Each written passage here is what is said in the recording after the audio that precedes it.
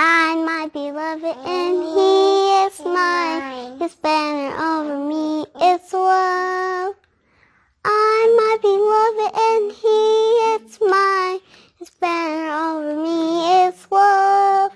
His banner over me is love. He leads me to his banqueting table. His banner over me is love. He walks me to his banqueting table. His banner over me is love. He leads me to his banqueting table. His banner over me is love. His banner over me is love. Yeshua is the rock of my salvation. His banner over me is love. Yeshua is the rock of my salvation. His banner over me is love. Yeshua is the rock of my salvation. His banner over me is love. His banner over me is love.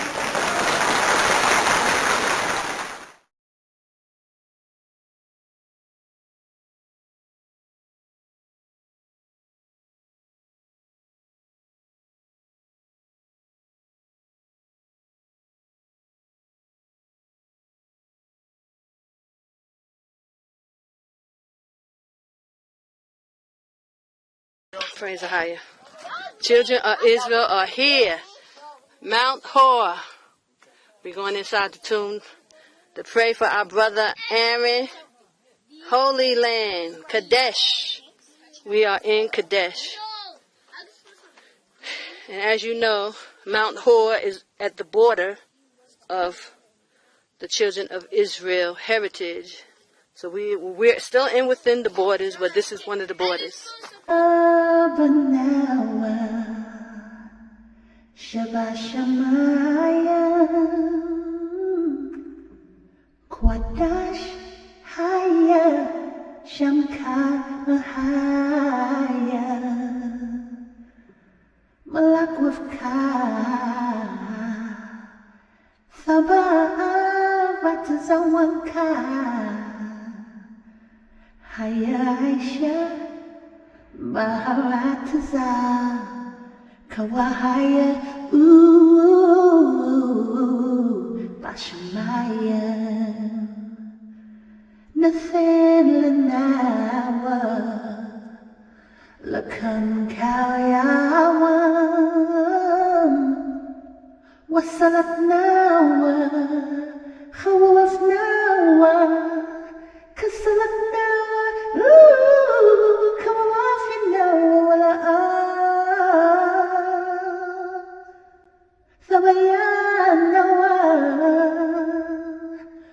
Minasayu Wapamba, Hawashinawa, Mayarai, Kayalaka, Hamlakwas, Wahala. Wahasaparas wa awalam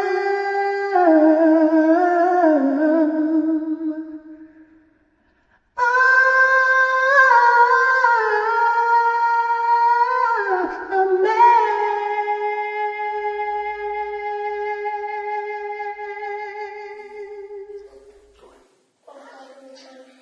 Our Father which art in heaven, hallowed be thy name.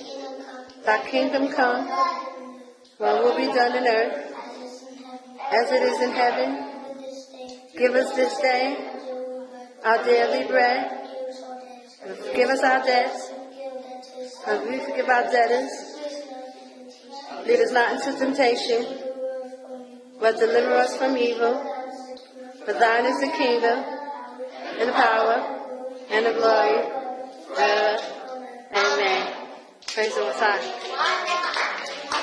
All glory and praise to Ahaya Shahaya, Bahashimishaya, Wakodashawak.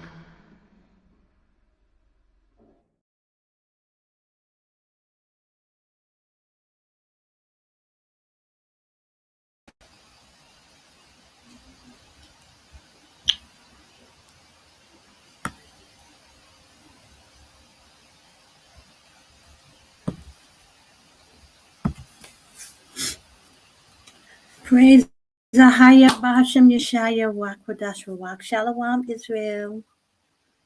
It's Sister Kana, and I give all glory and praise to Ahaya, Asher Ahaya, Bahasham Yeshaya Wakwadash Rawak. Guys, I had to come on, on time or early today because I do have an engagement, so I won't be able to stay on that long. But I thought it was very, very important that I come on and speak with you regarding what is going on.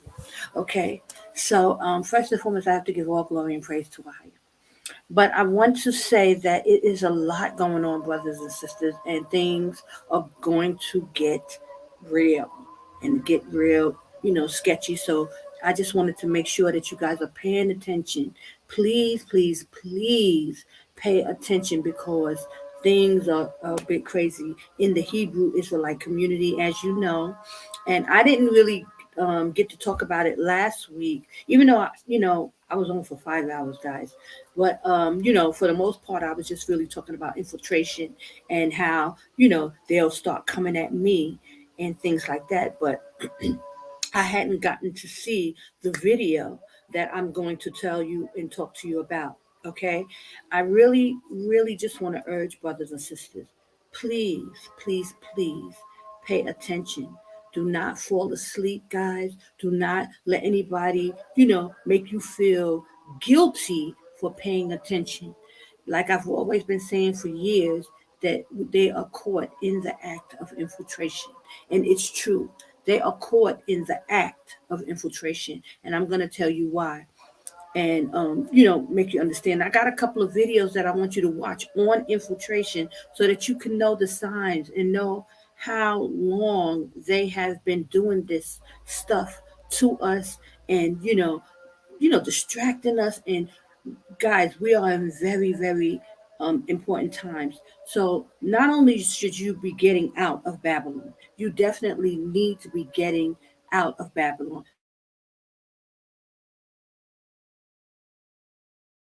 Or about, I don't know, my internet might start acting up, but I do have to go somewhere, so I don't have a long time, so I have to get straight to the point. But this is why I want to first reiterate the importance of you getting out of Babylon, getting within the borders. Don't let no one deceive you, no one distract you.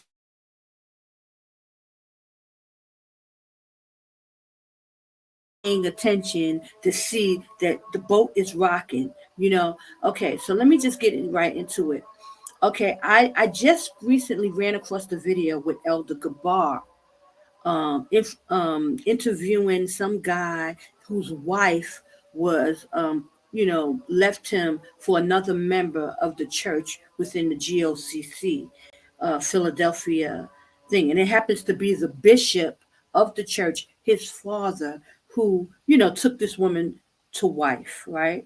Now we know that's fornication, adultery. It's a big sin, and they ain't supposed to be doing that. And we know that.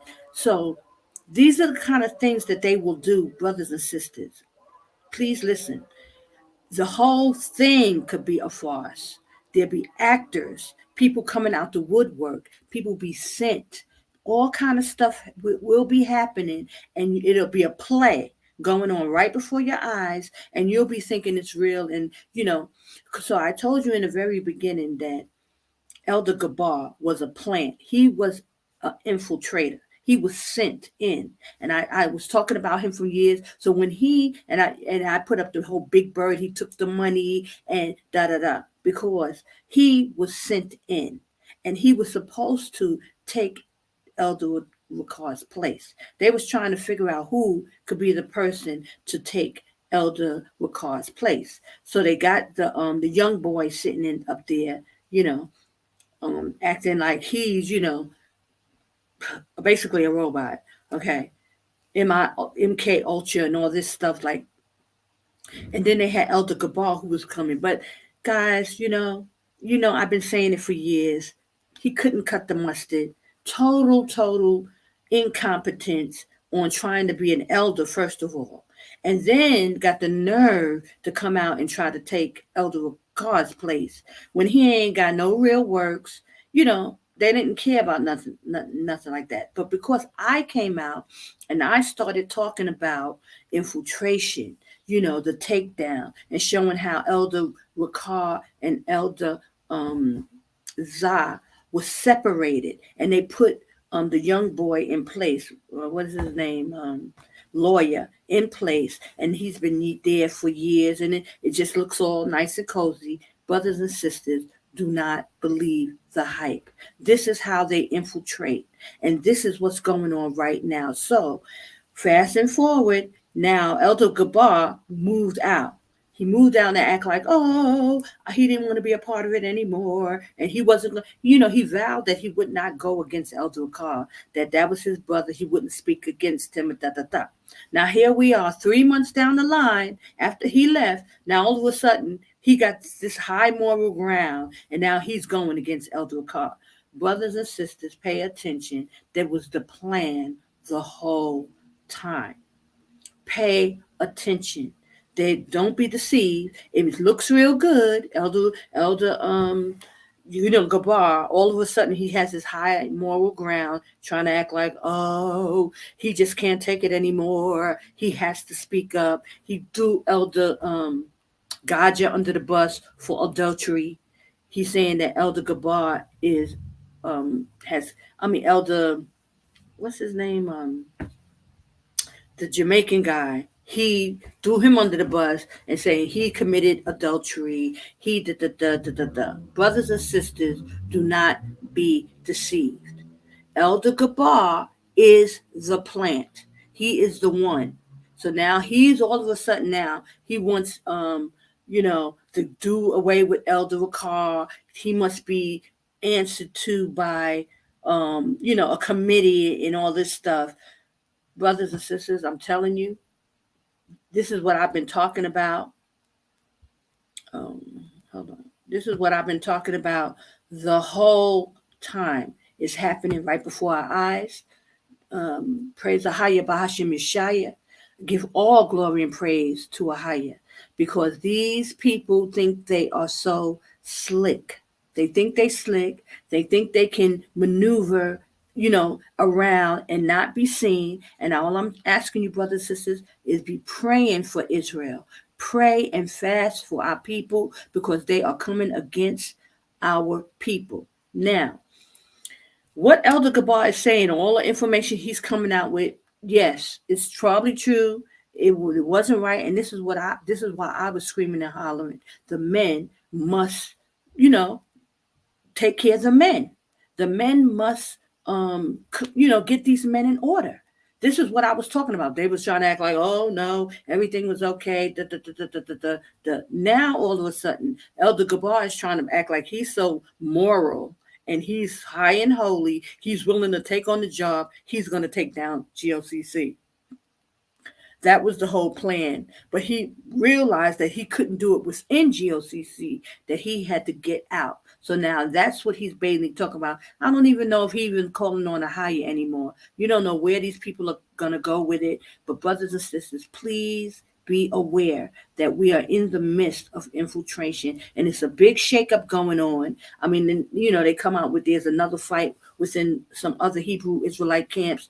I'm telling you, brothers and sisters, you'll never know what's the truth and what's a lie, what's stage and what's real, what's fabricated, because it's all a Hollywood production.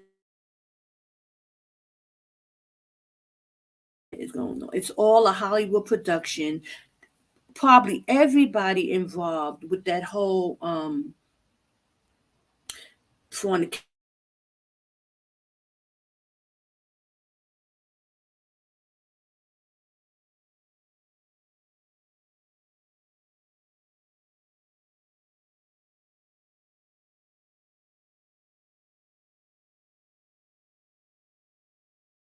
happening is probably they all are agents. They're all sent in, and when they're time to come up with an issue or problem, then everybody will start playing their part. And you just got to pay attention to the players involved. I've told you years ago that Elder Gabar was a plant. He was CIA. He was the one who told Elder Akar to come back to Babylon in the first place. It was him. So now all of a sudden, he's trying to act like, oh, he's not a part of it anymore. Now he's going to start his own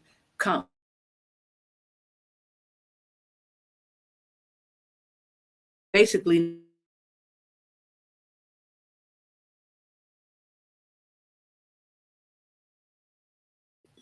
This is how they infiltrate. This is how they come in, and they basically being a stumbling block to Israel because brothers and sisters don't know what to do. And of course, Elder Akar, there's nothing he can really say. He can try to act like, oh, I'm just going to be holy and I'm not going to speak against nobody. Brother, he can't speak against nobody because he can't. He got to let this thing play out, and he's got to, whatever happens, happen. It depends on which way the people are going to go. You understand? So I just really want y'all to pay attention to what is going on because we are in the midst of it. Move Elder Akar out of the way. Elder Gabar, now, I don't know if y'all already saw the video. I just happened to run across it, and I will try to put a link for that video in it, but even though I don't have it right now, because there's some other videos I want to show you guys in terms of infiltration so that y'all know how deep it is. And what I'm talking about is not far-fetched. What I'm talking about is not impossible. They've been doing this to us for years through Martin Luther King, through Malcolm X, the Tuskegee experiment, any black leader, the NAACP is infiltrated. I mean, they have infiltrated us on every level at every turn since we've come off the slave boats. So I urge you, brothers and sisters, get out. Get out of harm's way. The Most High said that he will protect us within the borders, that you must understand the significance of coming out of Babylon and getting within the borders. And I'll explain. Because there have been people who have come out to Jordan. They've been sending people out to Jordan, brothers and sisters. And if it wasn't for the fact that the Most High vowed a vow that he would protect us within his borders, they do all kinds of things, brothers, and they still sending people out. Actually, Elder Gabar has a group in Jordan that he baptized. I knew once they told me that, it was a farce, that they're here under him, sitting and waiting for people, and, started calling on different names. I mean, just causing stumbling block after stumbling block to brothers and sisters who come out. And people be getting confused and wanting to go back to Babylon, get so disappointed after they see Israelites coming and acting a certain way. I'm telling you, brothers and sisters, don't be deceived. This has to happen. Christ said that the wheat will be mingled with the tare. They're going to mingle in with us. They're going to be here. Don't be afraid. You still must come out. Get prepared. And that's why I try to warn people, don't be quick to be jumping into nothing with these Israelites that come out. Everybody who claiming to be Israel is not of Israel. And you just have to understand. Come out. Get yourself together, get yourself a place, an apartment, start to prepare for going into the wilderness. This is all we can do until it is time. I urge you, brothers and sisters, don't be deceived by don't be shaken. Don't let I don't believe in the Israelite movement anymore because you see this fiasco that is.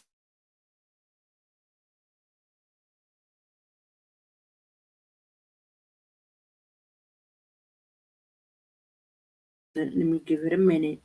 Okay, I just want y'all to stand strong, brothers and sisters. Don't be swayed because now they putting fighting within the Hebrew Israelite groups. They're trying to, Elder Akar is, being attacked, and he's just taken down. He's just a muppet and a puppet. He can't really say too much and do too much, so he's just going to act neutral and act like, oh, he's so righteous. He's not going to speak against anybody.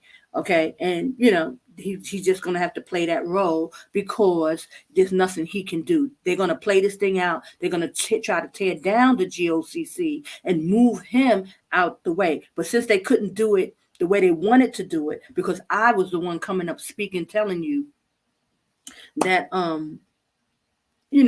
there's infiltration that don't trust this one and that one. And Elder Gabar, now he's coming up and trying to act like, oh, he's so mad. He knew all this stuff was going on within the GOCC. He knew it. I personally called Elder Gabar and spoke with him for 2 hours concerning them sending me death threats. The wife, Vera and Lara, the sister, the twin sisters, they were sending me death threats. They were hacking into my accounts. I spoke to Elder Gabar. He didn't have any holy, mighty, strong opinion back then, trying to, do what was right. There was none of that.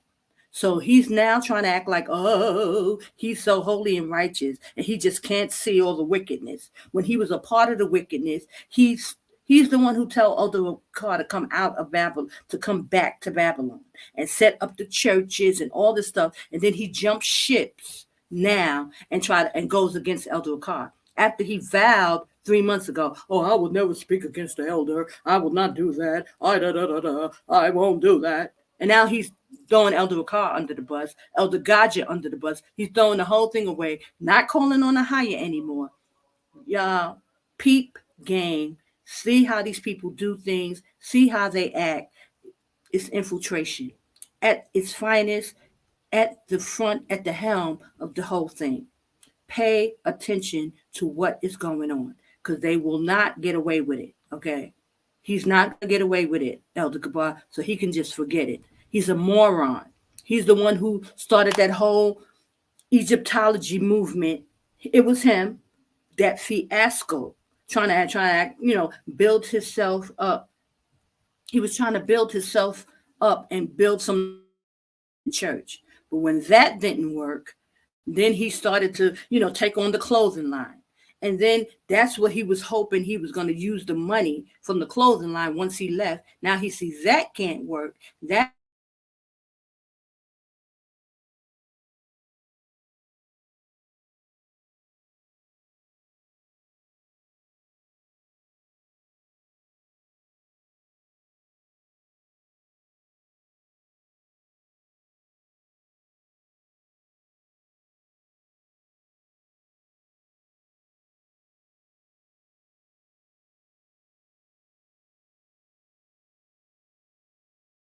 internet is acting up.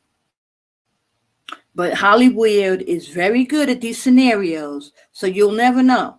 What's the truth, what's fake, what's, propped up in a whole Hollywood scene, okay? And just really understand what is going on. Infiltration at its finest, right in the midst of it, brothers and sisters, while they're trying to figure out how they're going to take down Elder Gabar, move him out the way because they want this brother, this Ephraimite. He's not even Judah.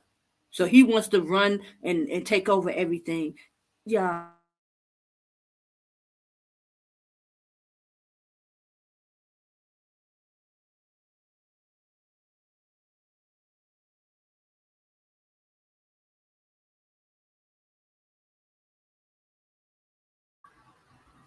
I want to show videos. I got a few videos I want to show because I got to leave like in an hour and a half. I don't even have a lot of time because I haven't, something I have to take care of. So I wanted to do this, and maybe tomorrow.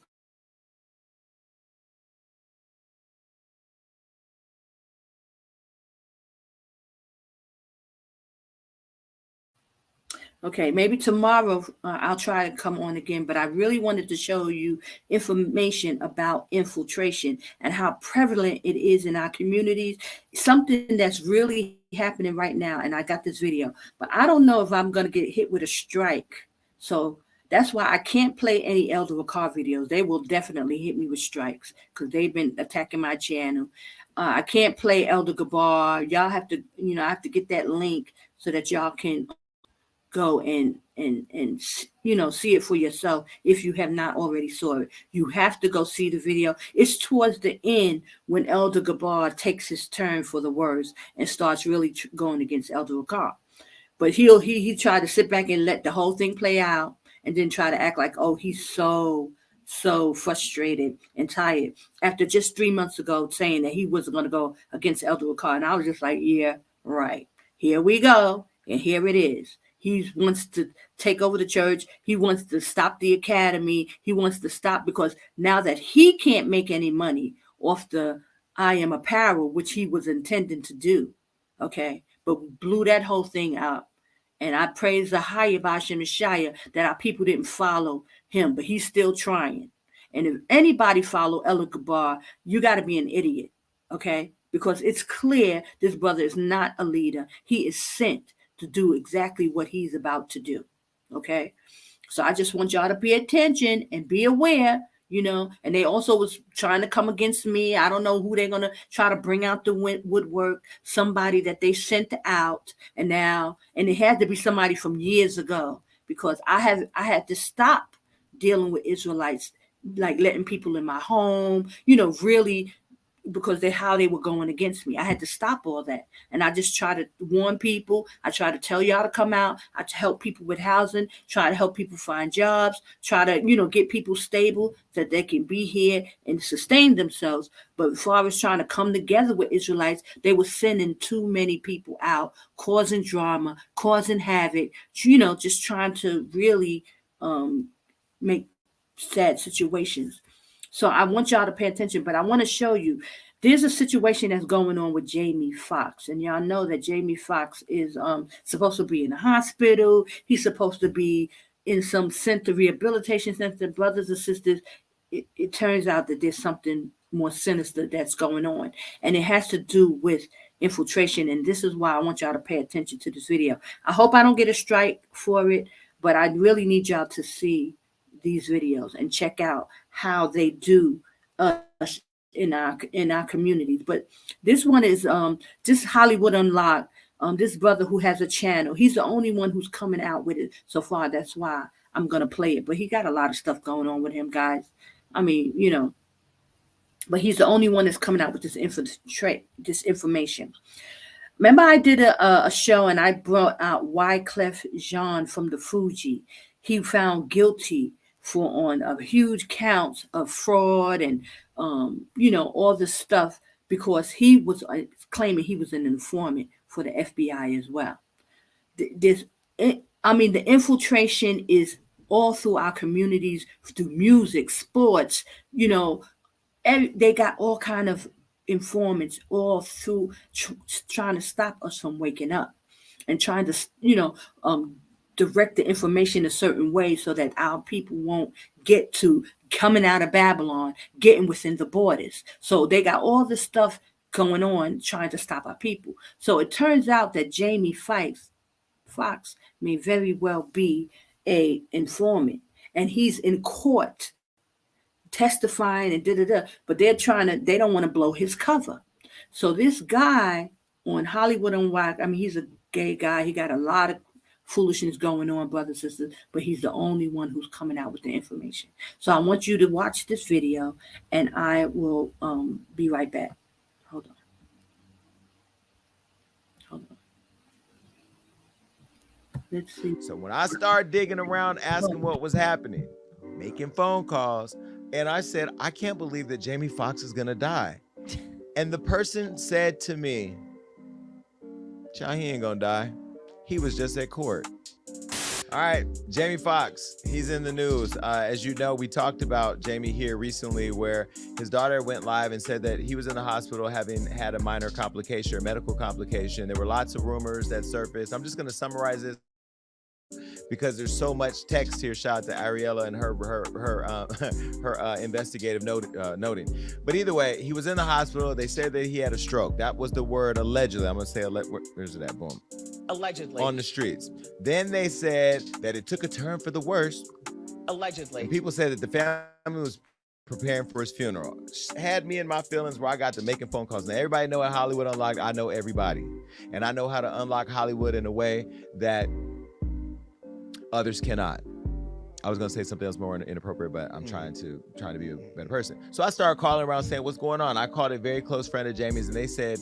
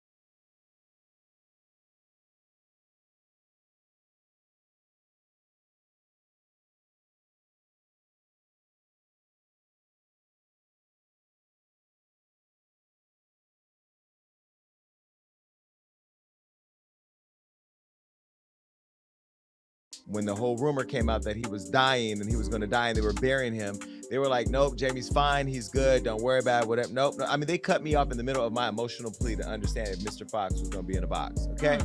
So then I said, okay, well, hold on. Jamie's okay. Then the next day, I text somebody else. Somebody else called me who's really big in the industry. They said, Jamie's dying. No, listen, we're gonna laugh. We're gonna laugh because he's not dying. I'm not laughing. There's some. I smell.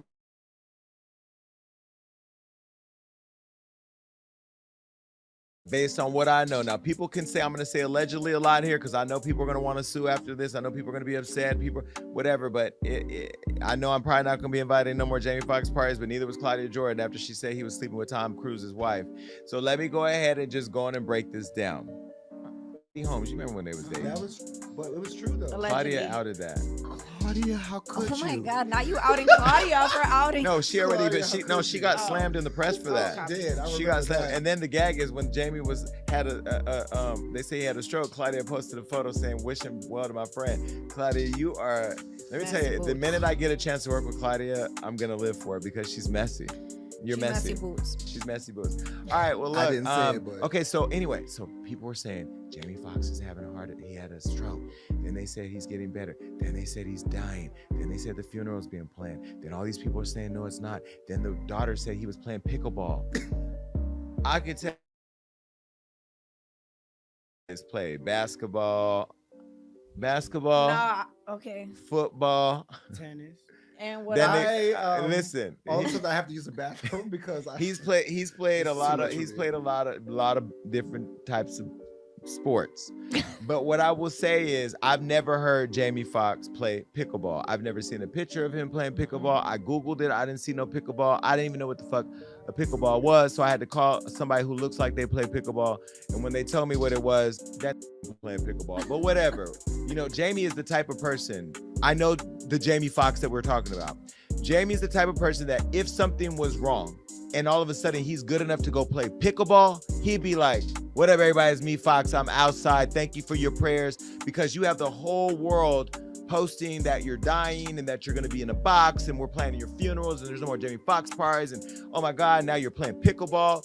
And it's almost disingenuous when you have the whole world preparing to mourn for your death that you not come forward and say, I'm okay.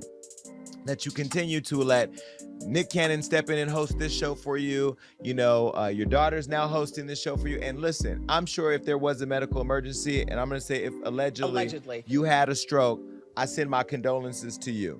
And I hope that you're recovering well.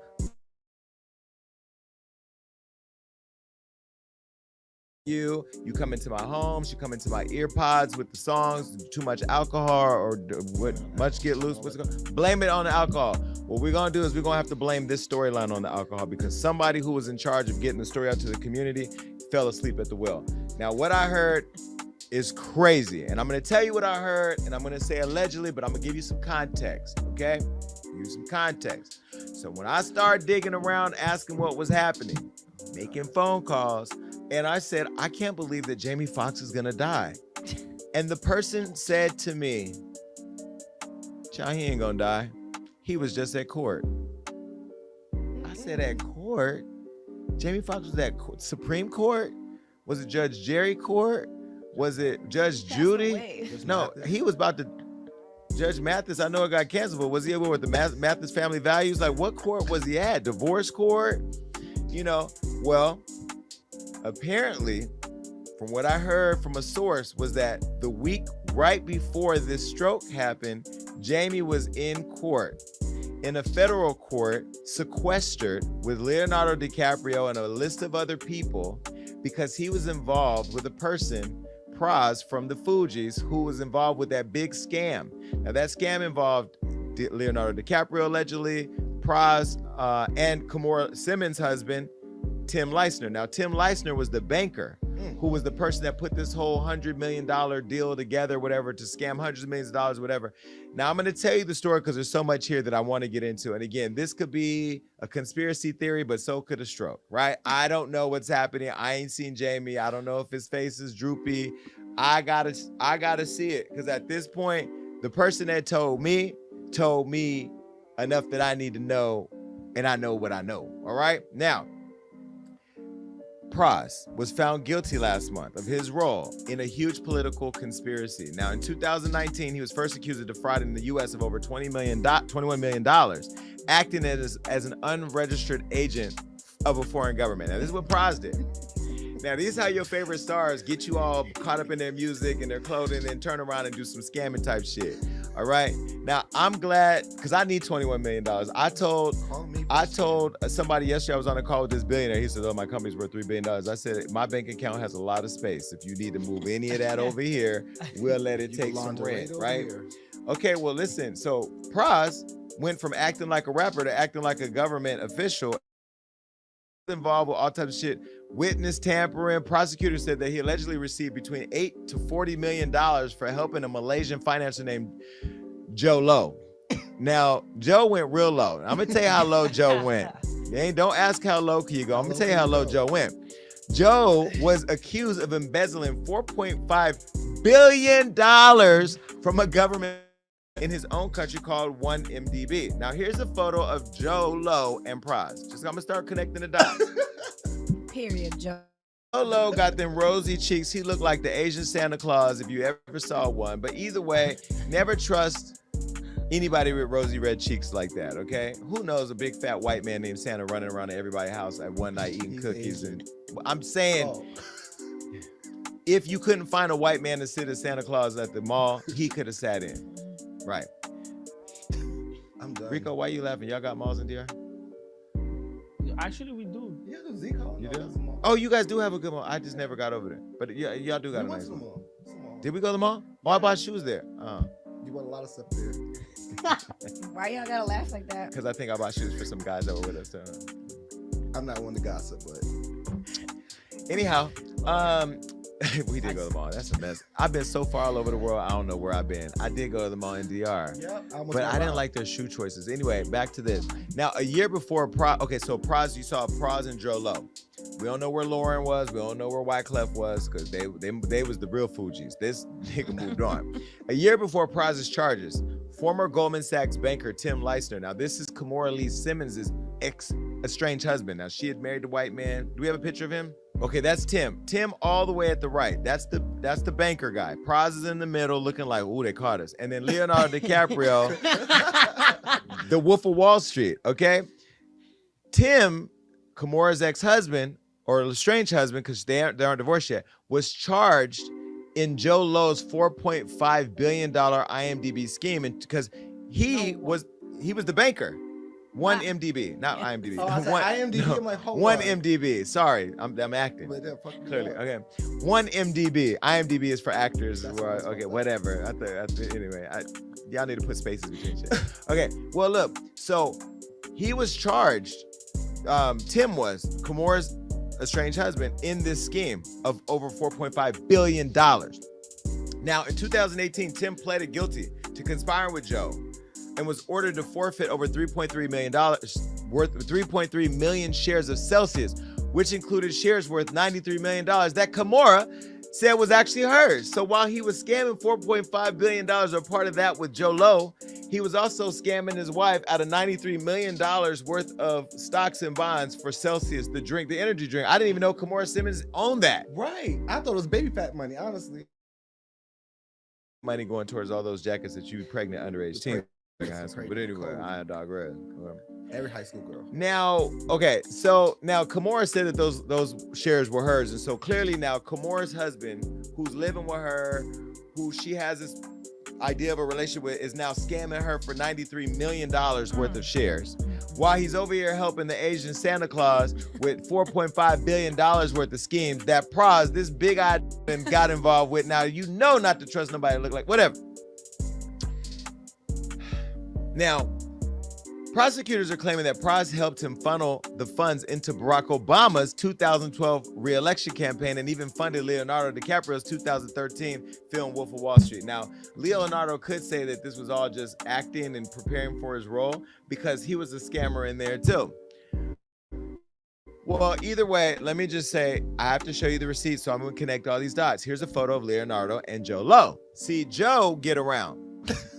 Joe get around. Now, Leo and Joe, those two, allegedly have known and socially since the 1990s. So they've been friends for a while. Now the thing about scammers, I used to be a scammer. and I'm gonna be very well. Here's my disclaimer. I'm trying to quit. Right before Hollywood Unlocked took off, I was a scammer. Now you're not gonna find my scams because all the people that did them with me are either dead or will die if they come out. But we all gotta get here. What? You called me being able to pull rabbits out of a hat scams. I don't scam people. Now, if you want to talk about Those that are hoverboard, rabbits. want to talk about that hoverboard deal you did? The hoverboard deal that you did. Long. Anyway, we'll just leave that alone. But if you go Lord back, mercy, and Lord if you- mercy. if Do you like go- God, you throw it in go the sea of back and if you forgetfulness. go back and look on who was good in Good Morning America riding around on hoverboards, you ain't gonna see me. Well, who got that $40,000 check? Who cashed it? Who name was it in? Y'all going to jail. Please, y'all. Who name was No, it but in? Jason, you First never of worked all, with I a don't Malaysian. scam Hold on, alone. excuse me. Thank God I edit the show. I don't Let's, scam alone. let's keep moving. What, Marina? What? Those Asians gonna come for us if you edit this No, out. I say you told me the story. You only work with What? the Russians, not the Malaysians ever. Hey, I just keep it moving. Keep it. Not talking about that. Okay, so Turn off the mic. Nicki Minaj. so bottom line is people scam, okay? But I didn't know how to get $4.5 billion, so I'm actually jealous. Now, Leo found out about these charges. Now, I'm going to connect all this because remember, we're still talking about the whole Jamie Foxx thing. And trust me, I'm going to land this plane. Because Jamie knows Joe Lo, too. Take a look at this picture. Not the arrows. Now, He's the plug. I'm going to get to, what you say? He's the He's the plug. plug. I'm going to show you how this is all connected. So anyway, Leo was subpoenaed to testify about all of what's happening in the Joe Lo case. Now, last month, Leo took the stand and confirmed Joe helped fund the movie. And now Jamie Foxx, who's close friends with Leo, has been roped into the conspiracy as well as one of the celebrities who's been Joe as well. Now, not J-Lo, Joe. Now, it's even alleged, Allegedly. It's even alleged that Jamie is a regular beneficiary of Joe Lo's handouts of Malaysia's stolen money. Understand, without going too much into detail, is that Jamie, right before this whole scandal of his stroke, was in New York or DC, I think DC, Leonardo DiCaprio and Tim Leissner as they were all preparing to testify against Joe Lo. And the allegation Allegedly. is that Jamie wanted to evade testifying, and so he Allegedly. had a medical scare. Now, I don't know that to be the case because I've reached out to a couple people, and now they're scared that I'm asking more.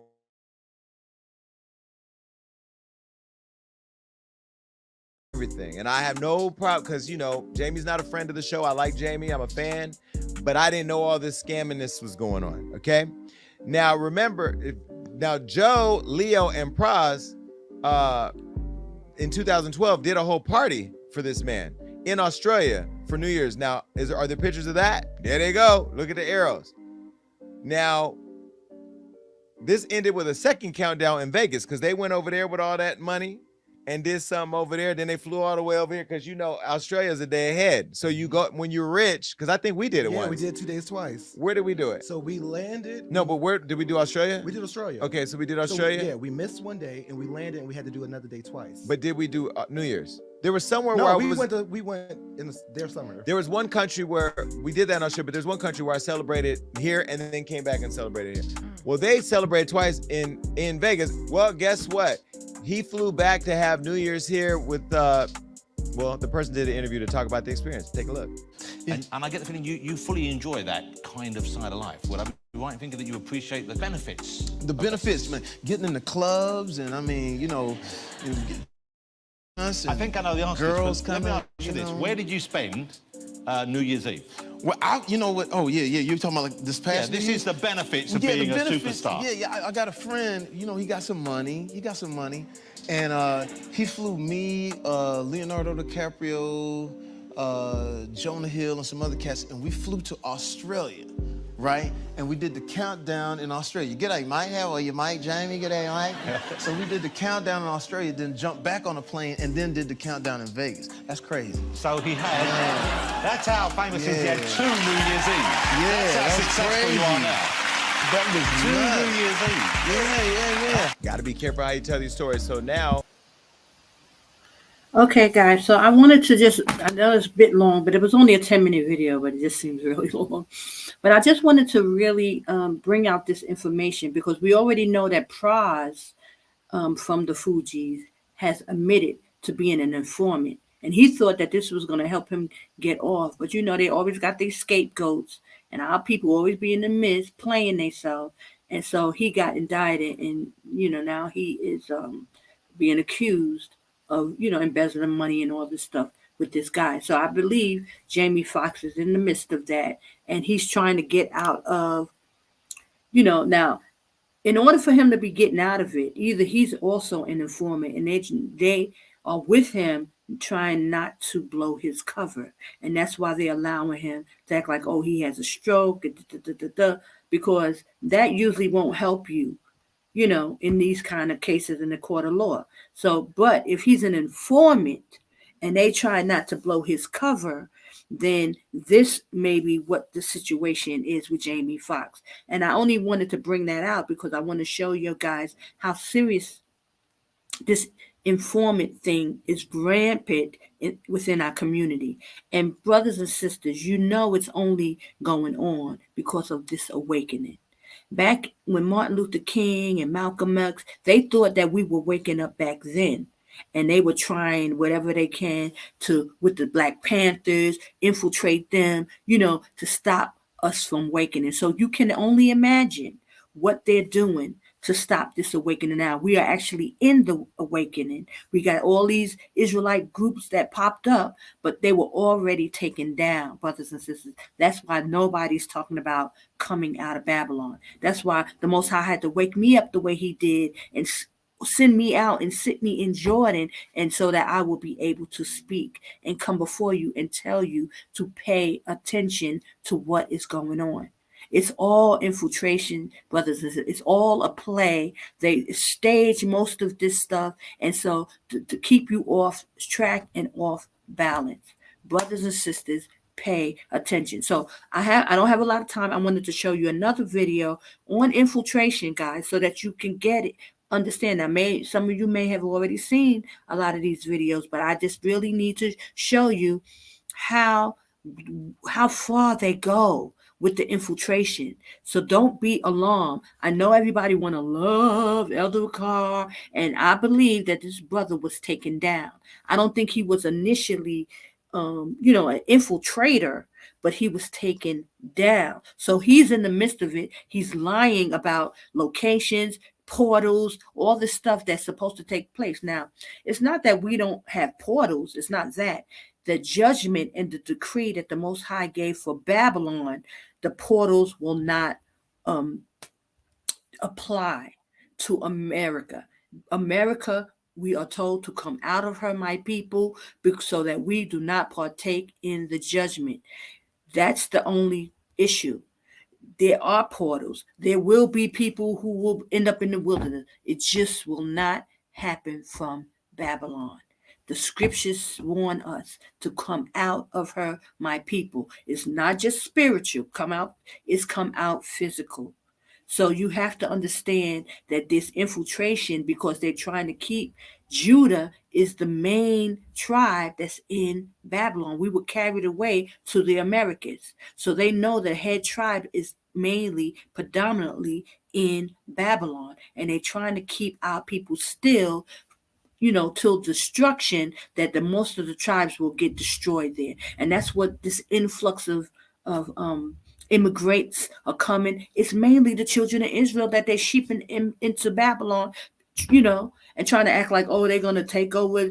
No, they're shipping them in there because destruction is coming, and they can round them all up together, and we all, all our people can get destroyed in Babylon. That's what this is all about. So please pay attention and understand and get out, before they start locking things down again. It's coming, brothers and sisters. They're going to come to lock everything down again. And so they got our people, plants, and all kind of stuff going on in Babylon, trying to keep our people still. Distraction after distraction after distraction, messing with our holy days. That's what my last couple of videos before, this series, I was talking about the holy days, keeping us on track, making sure that you know how to keep the holy days and what days. The calendar is very important. And so all of this stuff is starting to culminate because of this information. We're on the right track. If you get out, you come out. Don't worry about being around a whole bunch of Israelites in the beginning when you come out. Make sure your family is safe. Get yourself settled in. If you need to find some work, start to prepare for the wilderness. That is the plan, and that is what you should. My internet rolling again. Hold on. So I just want to reiterate it. Okay, so I'm going to go to the next video, brothers and sisters, so that you can get a glimpse of how deep and how hard they work on infiltrating us. Hold on.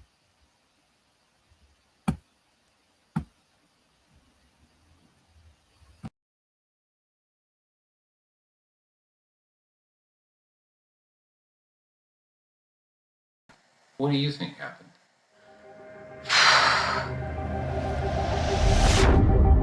I have a father that is missing since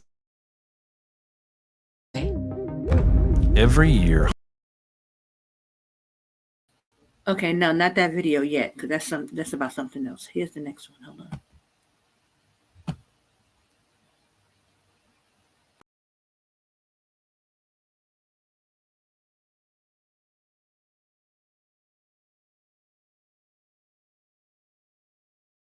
That was the first time I ever saw him.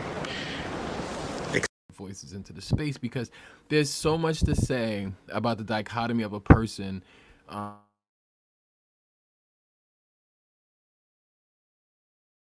Ability to look at white privilege, white power, white police power, oppression as an angle that most logical steps of intimidation and bullying that happens in the community, confidential informants, right? So I think I'm going to do a larger section about this, but for now, please watch this interview.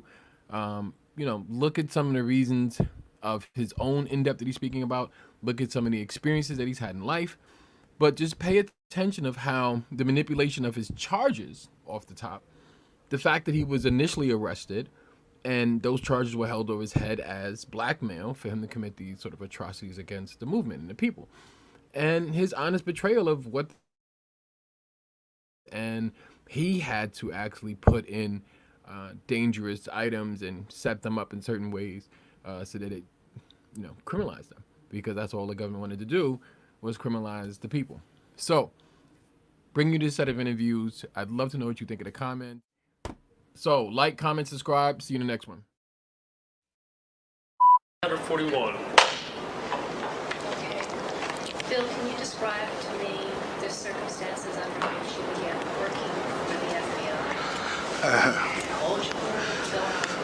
FBI? It was in probably 1967. I was with one night, a friend of mine, and we were drinking beer, and we decided to go joyride. And we jumped in a car and stole it. And we were driving around the city of Chicago for 45 minutes and decided to leave the state to go visit a relative in another state. And we had an accident out of state. And prior to the accident, we had walked in a pool hall and was shooting pool. And at the door, number and address, and we wrote down our names and phone numbers, then went in and shot a game of pool, and then came out and had an accident. And we fled the accident on foot. Messed around in the city a while, and then caught a bus back to Chicago. And about 3-4 months later, I got a call from Mitchell. And he told me that he knew what I had done. And we went around a couple of times, and he said something like, well, You know, there's no need in you trying to bullshit me. I know you did it, but it's no big thing. He said, I'm sure we can work it out. And I think a few months passed before I heard from him again. And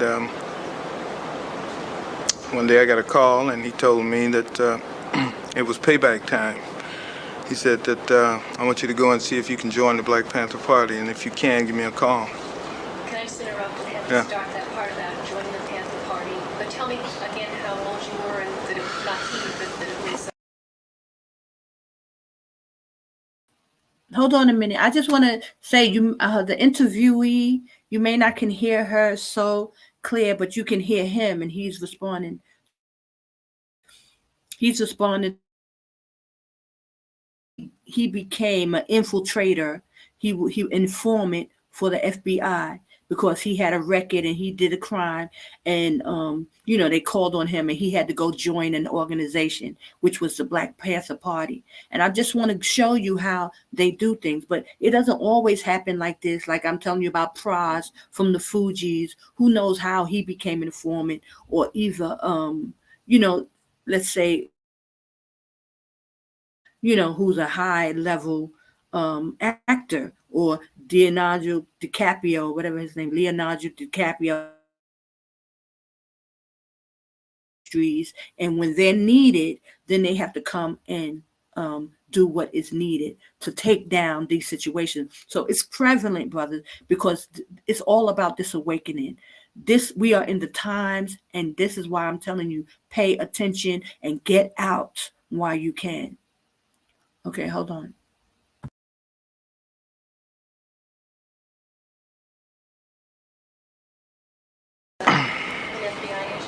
I think I was about 18, 19 years old.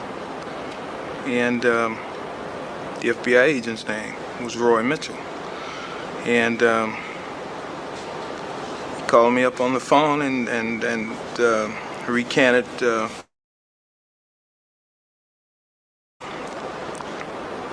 I tried to deny it, but he had the evidence, and he said basically it was no problem, that we could work it out, that I wasn't any serious problems that he couldn't deal with. And a few months, 3 months maybe passed before he asked me to join the Black Panther Party. Now, what did Mitchell ask you to do? Well, he didn't give me any specific instructions at that point. He just said, Can you say instead of he? Roy said basically, just go and see if you can join the Black Panther Party. I understand they're recruiting Panther members. So why don't you go down to the office and see if you can join. If you get in, give me a call back. So the next day, I got on the bus and went down to the office of the Black Panther Party. It was located on Western and Madison. And walked in the office, about 3 or 4 Panthers in the office.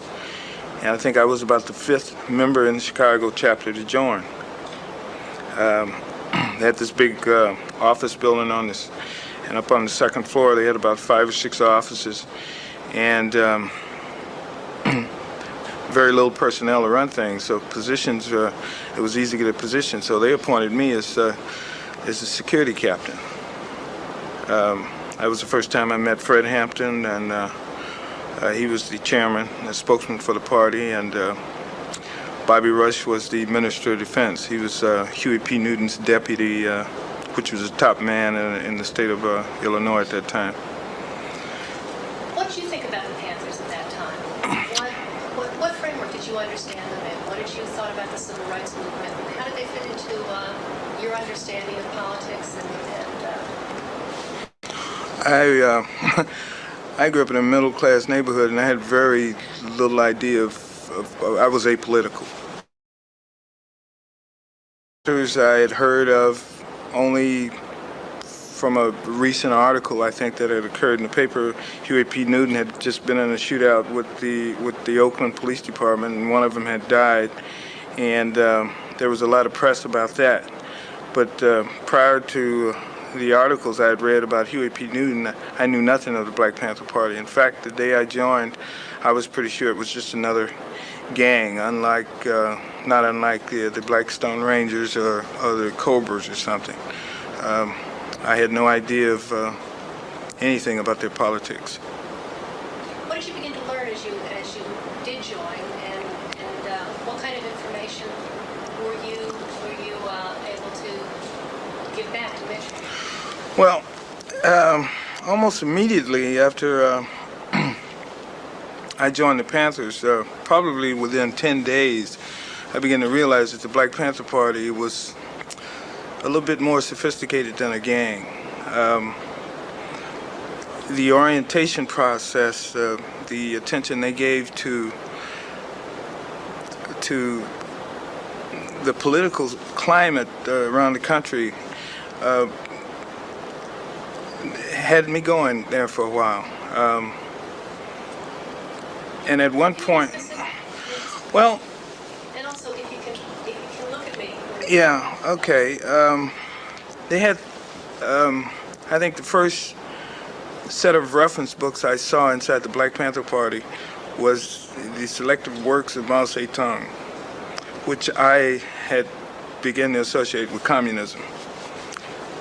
And it wasn't too long thereafter that I started seeing books like the Manifesto, the Communist Manifesto of Karl Marx, and then the collected works of Lenin. And every night after the office would close, the Panthers would sit down and they would study these books. We'd go to political orientation. We would read certain paragraphs, and then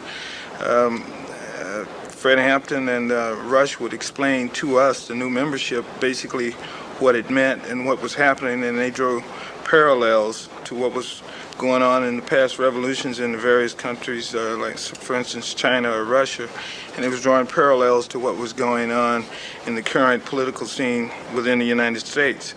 So they were drawing associations between the revolutions in the communist countries, as I understood it, as to what was happening in the United States, and so I understood them to be a little bit more sophisticated than a gang. I expected that it would be weapons and we would be out there doing turf battles with the local gang members, but they weren't about that at all. They were into the political scene, the war in Vietnam, Richard Nixon, and Now, you would, I assume, report this information back to Mitchell. Did he have a response? Did he react to this? well, initially, Agent Mitchell requested very little information from me. It was a one-way street for probably about 6 months.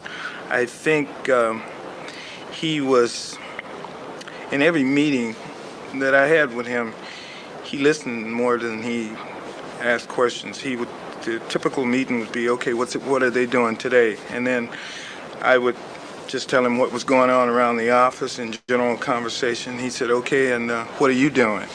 And then I'd tell him what I was doing, and then he'd make mental notes. Sometimes he took shorthand notes, and then we'd depart. He said, okay, just keep me informed. And so we had a very loose relationship at that point because the Panthers weren't too active militarily, okay? They were politically organizing at that point. They were recruiting.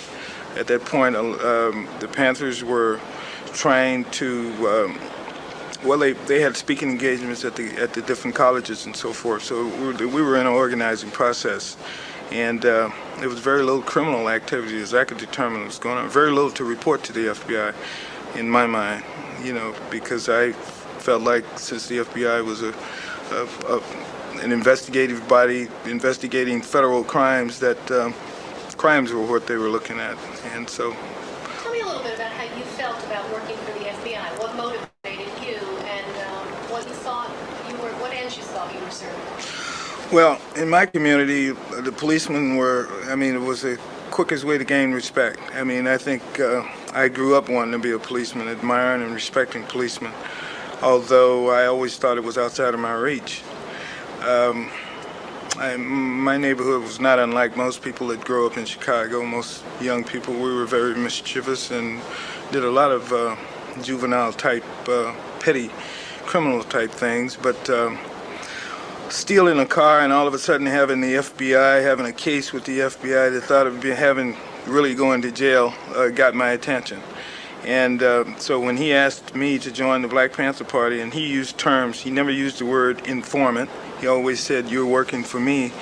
And I associated him as the FBI. So all of a sudden, I was working for the FBI, which in my mind at that point, I associated felt like I was working undercover for the FBI, doing something good for the finest police organization.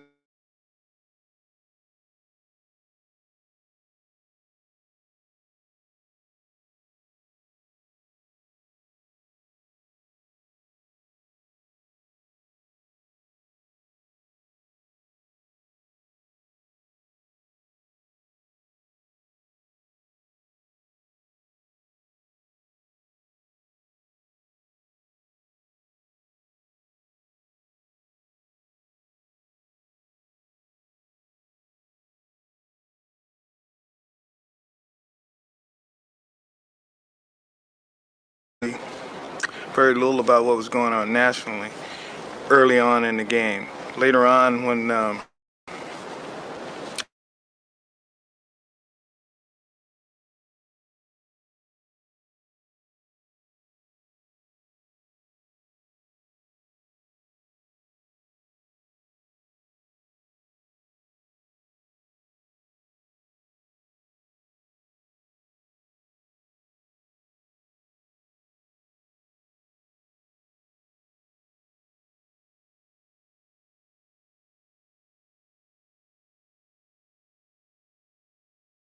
go right in, rifling draws, he directed me into the Panthers, and then when I got there, he backed off and he let them work on me a while, and slowly it worked.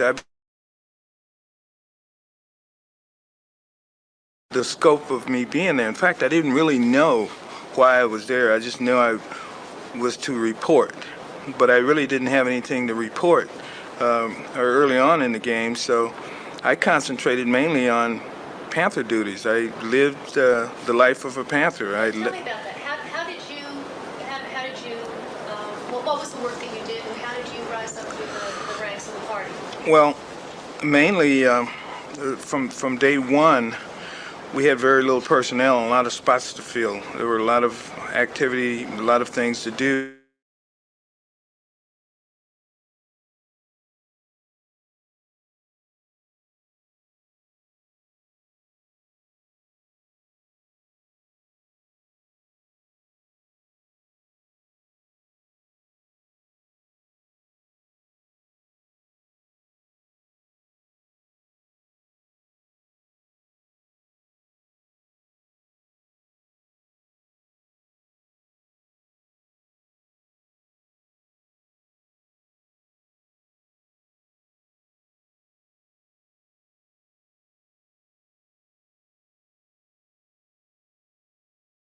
Responsibilities doubled, and so I was given a staff of security people, and then I just advanced from that point on.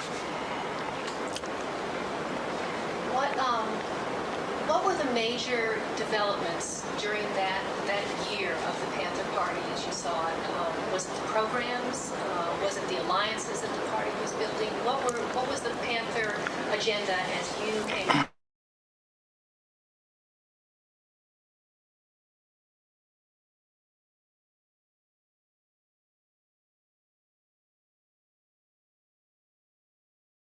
Was the Black Panther Party, and no matter how powerful or strong our membership got in the Illinois chapter of the Black Panther Party, no matter how many speaking engagements Hampton had, or how many donations we had, or how many papers, there was always a national office out there to remind us that we were subservient to the national office, that we were just a chapter and we weren't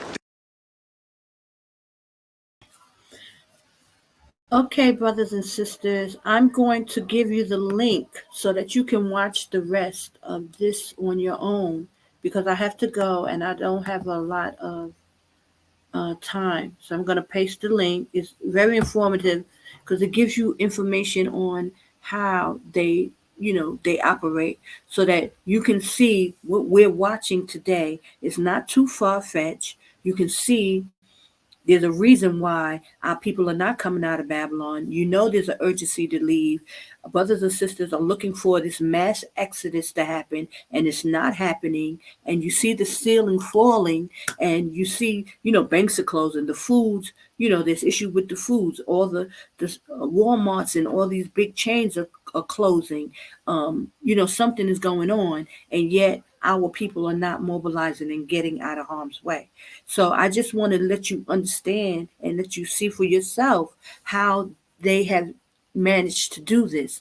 And now that you see what's going on with Elder Ricard and now Elder Gabar's coming out the woodworks, and I've been telling you for years that he was the plant, that this was the plan, that they were going to take him down, and wasn't sure who they was going to use. What was it going to be? Lawyer, which I still believe he's waiting in the wings. They moved Elder Zah out the way, and all this stuff has transpired. I happened to be in Egypt at the time when Elder Zah came out, when Elder Ricard ended up going to another part of Egypt. So it's not something that I'm just coming out of my head with. These are things that I saw happen as the Most High had me moving around. First to first to Egypt. I was in Israel first, and then eventually I came to Jordan. So, and I have it all documented. There's videos and all kind of things. But because hold on. And I see that there's messages, sister. I will answer your questions. Let me just post these videos up because I have to leave. I'm not able to sit. I got to go like in the next 20 minutes, and there's things that I want y'all to see. So hold on. Let me just see. So I want to say shalom to everybody who's in the chat. Thank you. Akbabakaya, praise the higher, blessed to see you, sis. With Michelle White, bless you, sis. Thank you, y'all all, for being here. And this Love Faith, she's asking about the brother Kenneth who was on the channel. He's still in Jordan. He's here. He's actually working 2 jobs. The last time I spoke to him, he was telling me he was working hard. He's working 2 jobs. Also, the sister Shamazara is working with him in one of his jobs. So she's still here, the sister with the 5 kids. They're all here, and people are busy. They don't come back and come on the show because things do be happening, guys. And, Sister Connor is busy. I got things that I got to do. I'm trying to take care of. So, but people are here. They're getting themselves together, and they're trying to prepare for the wilderness. And the same thing for those who are coming out now. Also, Sister Jessica, the other last sister who it came back. Okay, she's also here. She's trying to find work and get herself settled. And, so it's a process, brothers and sisters. And a lot of time people don't have time to come back. Like I would like them to come back and be on the channel with me and They're here and they're getting themselves together. They're working, trying to find her way and get settled in and find work.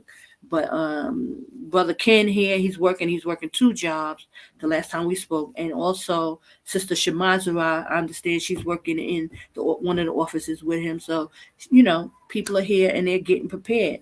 And I will, brothers and sisters, come out, get yourself settled. It may take you some time to get settled, get you a job and get things, but don't be coming focusing trying to be congregating with a whole lot of Israelites. That should not be your focus, because I'm telling you, this infiltration, and you don't know who is who, and you won't know because ain't nobody going to come out the woodwork telling you that they sent by the government to come and do nothing. So trying to act like, you're supposed to be able to see this. This is why I'm showing you these videos, to show you how complex it is. People are just told to come in and be a part of a situation, and they'll just be given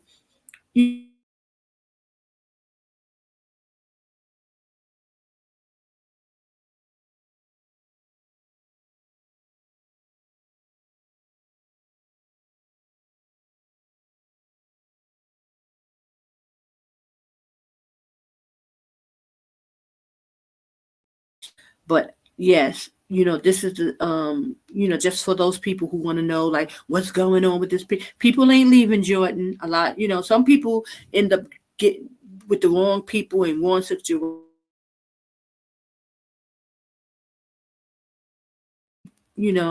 Within the borders, keep a low profile. Don't be all over the place. Don't be a busybody. Act like you're running for your life. You just need to get here, get settled, find you some work if you need to, and get prepared for the wilderness. That's what this is about. Nothing more, nothing less. Don't people try to act like there was a person on last week talking about 90% of the people, they don't deal with you no more. Listen, it's not about Sister Kana. You ain't got to come out here and you don't have to come out here, get yourself together, getting them scriptures, get yourself spiritually ready for the marriage with Yeshaya, because the majority of you are not even ready for that. You're coming out to the wilderness, want to run into the wilderness, and your spirit is just wrong. And that's what the issue is. You so worried about what Sister Kana is doing and who's 90% because you blah, blah, blah. You listening to people instead of getting here, getting what the Most High tell you to do and getting yourself ready for Christ. Yeshaya is coming. That's what this is about. Okay? And that's what I need to tell people, because our people come out here on the wrong stuff. And that's why a majority of our people can't even make it here. Because their spirits are so wrong and they're so into nonsense that they can't get themselves together enough to even get out of Babylon. Because your spirit is in Babylon. You understand? So try to stay focused, brothers and sisters. What happened to the governor? What happened to the guy? Which guy? What happened to the guy? I appreciate it. It says, praise the higher. Praise the higher. They ain't going nowhere. They here. Nothing happened to them. And I pray nothing. I'm praying for our people to get themselves here, get within the borders, get themselves settled, and get to the guy. You're saying, which guy, Sister Michelle? Which guy? You got to let me know. But the brother Kenneth, he's here. And he's working, and he's, getting himself together, and the sisters that was also so I have another video because I've got to leave soon, guys. I'm going to be leaving in the next 20 minutes. I wanted to show you another video. So and then tomorrow I'll try to come in. I don't have, all I have to do tomorrow is prepare for the Shabbat. So I didn't want to wait till tomorrow in case something come up and then I wasn't able to come on tomorrow. So that's why I did want to come on today, give you this information. I'll put the rest of these links up so that you can watch the rest of the videos and then we can talk. Because last week that was real good talk we had with Sister Chandel came on, dealing with issues what our sisters are dealing with, dealing with, brothers who not really understanding they need to leave, who are not equally yoked, really. That's what it's about. And so now you're kind of waiting on the brother that you with to make the decision that you need to leave, kind of thing. So a lot is going on, brothers and sisters. So I want to address those things too. But for now, I just really want to focus on the infiltration because it's happening in real time with what you're seeing with these camps, with our brothers, with the, debacle of what's going on now. Elder Gabar is stepping up and coming out, trying to come out strong. It's all a farce, brothers and sisters. The whole thing is probably a stage show, so that Elder Gabar could gain some brownie points. He couldn't come back with the I am a power and try to make money off the Israelites like he thought he was going to do. So now the plan is, and I know they're going to try to probably come against me and have some issues, Come on, Cleavage, let's go. Okay? Sister Kana is not going to stop speaking and letting y'all know what's going on. Get out of Babylon, get within the borders. Jordan is the safe place. And that's what I'm going to keep trying to show our people and let y'all know there is a safe place. You don't have to be running all through Africa. And get within the borders and start to prepare. It will all be going down here in Jordan. That's where it's going to go down. Okay, and don't be worried, because the Most High said He will protect us here. There will be people who be trying to get you to leave, and all kind of stuff going on. Stay focused, get prepared, and act like you are running for your life. This is not a vacation, and this is the things I need to reiterate to our people so that we can stay focused and stay on point. Get the information, know the correct name of the Most High, know the holy days, get under the correct law, statutes, and commandments so that you will be covered by a higher. He's the one who's calling the people out. He's telling us to get out of Babylon, get within the borders. Okay, here's the last video, another video, and there was another one, but I don't know if I'm having enough time to show it. So if not, then tomorrow I'll try to come through. If something else happens, I'll let you guys know. But please, watch the videos, and I'll put the links up. And also the Elder Gabar video, I'll try to put that link up as well. He don't go off and start, really trying to demonize Elder Rakar until the end. But the whole thing, brothers and sisters, these brothers, they're bad, because I know these people are fornicating and they ain't Christ in them. And these elders and deacons, yes, it's going down just like that. But some of this stuff can be staged, because Elder Gabar is trying to get his foot in. He's trying to get a hold. And anybody who follows Elder Gabar, you got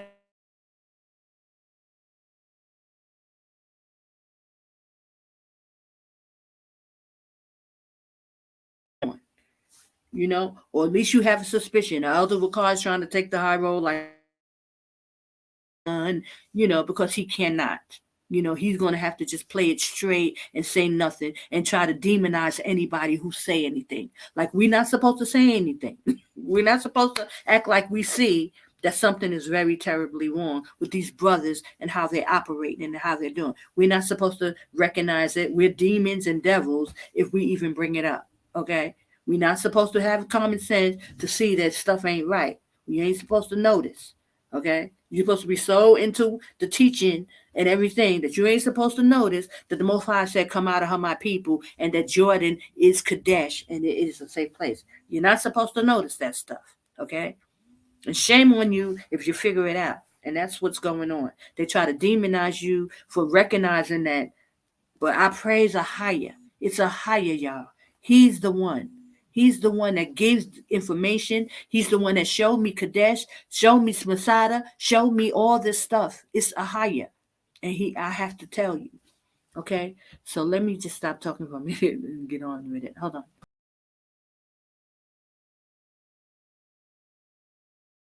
1978, I interviewed a man who worked as an informer for the FBI during the 1960s. His name is Darthard Perry, also known as Ed Riggs, also known as Bill Perry, also known as Othello. How were you paid? The pay was always in cash. Cash, and you would sign a card. It would go like this. A rendezvous or a drop-off point would be picked out either by yourself or the agent. You would meet the agent there. Usually it would be in a vehicle. You get in the vehicle, he would hand you the money. He would tell you first to count the money. He would tell you the amount while you counted it.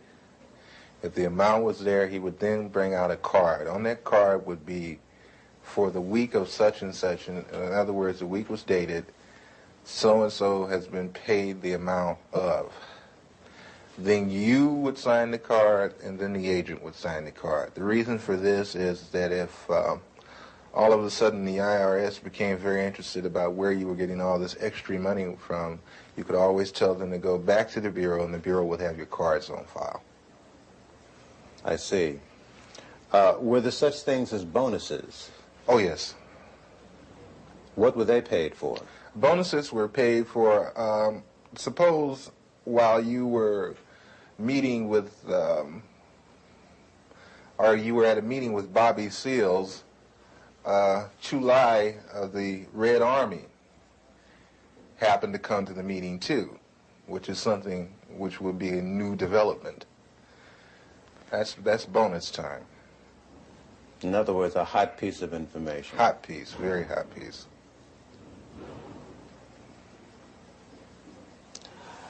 Did you ever suffer pangs of conscience? Quite a few times. Quite a few times. I still suffer pains of conscience.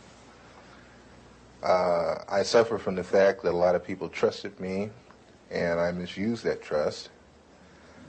I suffer from the fact that a lot of information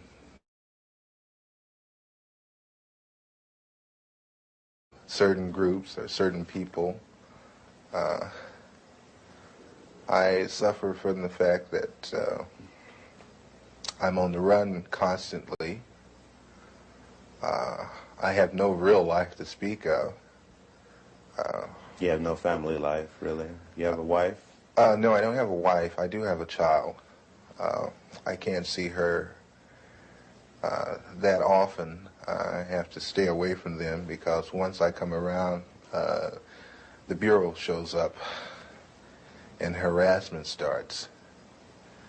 I have very few close personal friends, no one to really confide in. It's like being on the outside of a glass jar and everything is happening inside the jar, but you're on the outside. You can see it happening, but you can't participate. Why have you decided to talk to me? For the simple reason, I think this information should be getting out, should be put out to the public. I think not only black people, but everyone should become aware of what your so-called law enforcement agencies do to so-called enforce the law. Because between you, myself, and the audience, I've seen more felons in law enforcement than I have in prison. Many would say, well, look, you yourself just got through saying that the DLA was involved in criminal activity. What's wrong with wanting to put them in prison? How would you answer them? I would answer them this way. First off, we have to understand why they did what they did.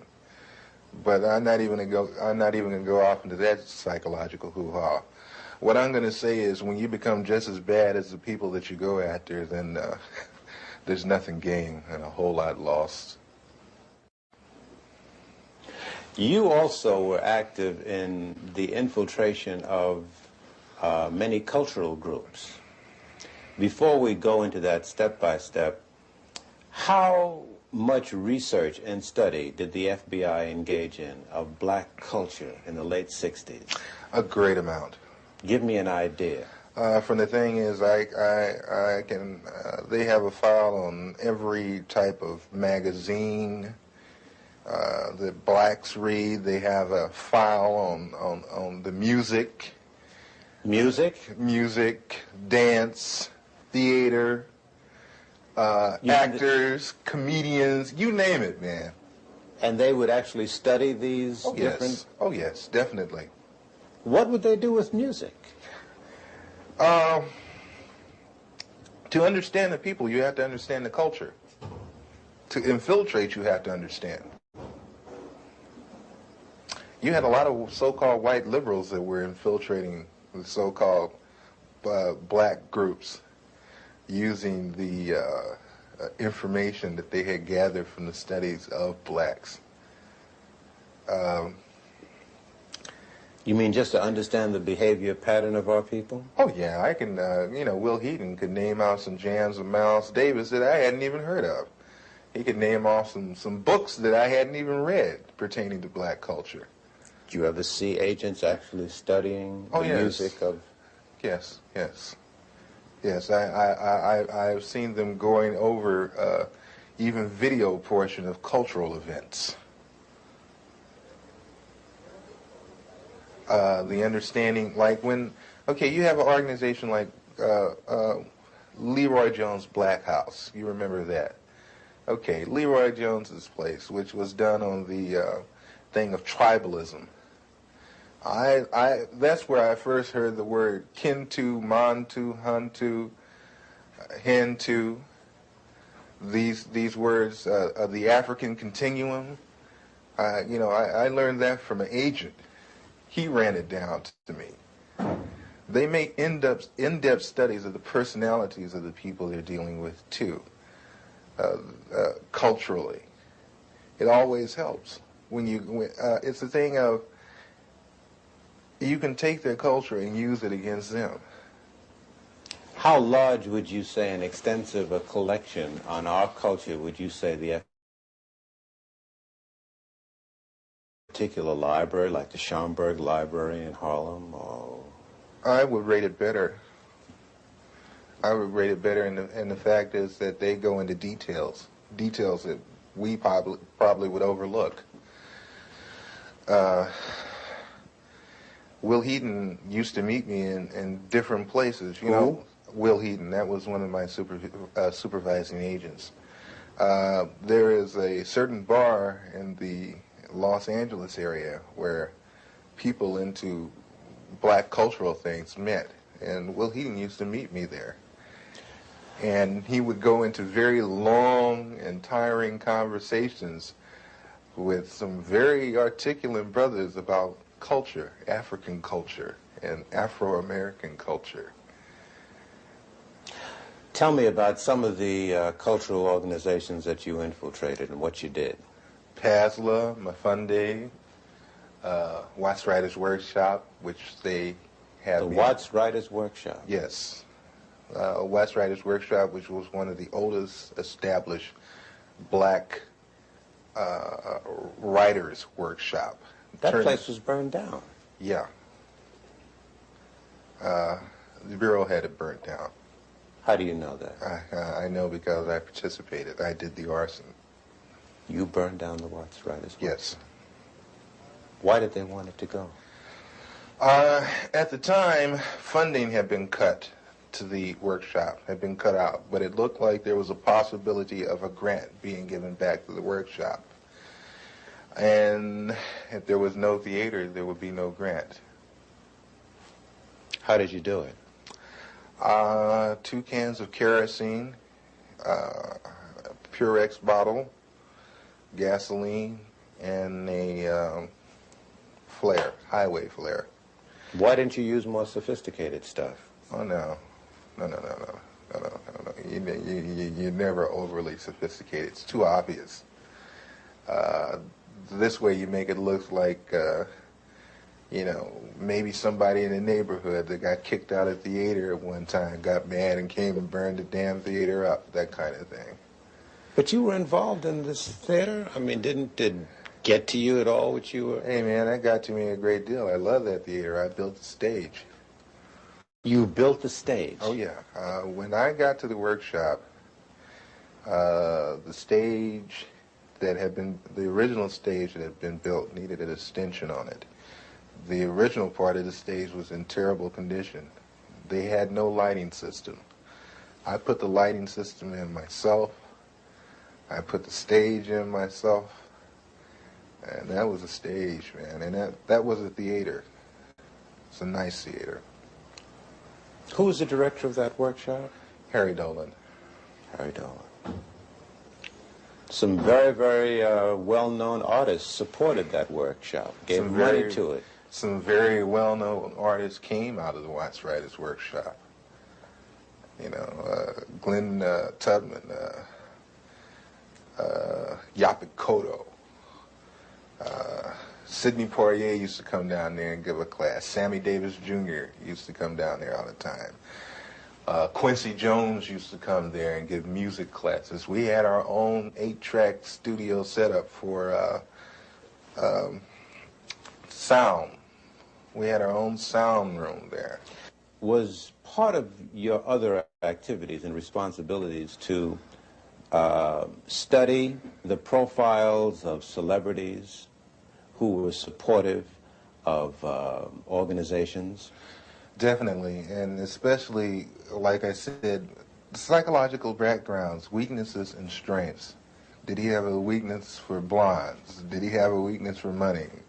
Did he snort cocaine? Did he smoke marijuana? They even get into, and that was one thing the Bureau loves, is their sexual background. They have files and files on different blacks, not only celebrities, but a lot of others.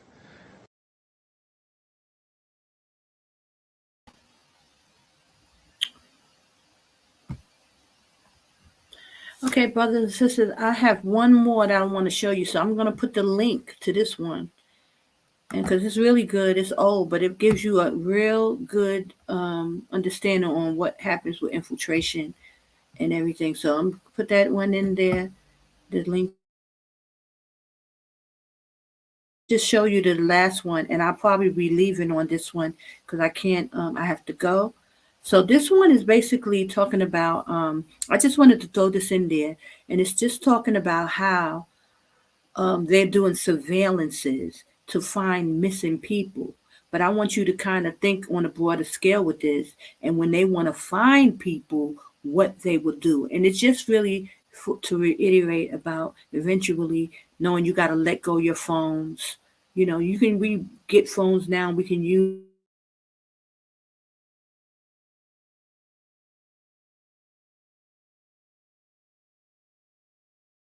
Hold on. Yeah, we will be utilizing the phones and things like that. But eventually, knowing when you come to Jordan, you even have to get a job and you may have a phone, that when it's time, we will have to let go having these phones and things like that, because they can do a lot of tracking, a lot with these phones. And this video, next video,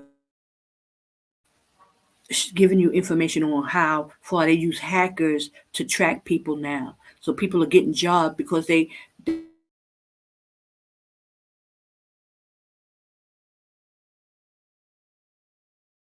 I don't know if you can hear me. Okay. If they good at hacking, that they can get jobs with different, government agencies or affiliates on how to track people. So I just wanted to throw this video in it. Bless you, brother.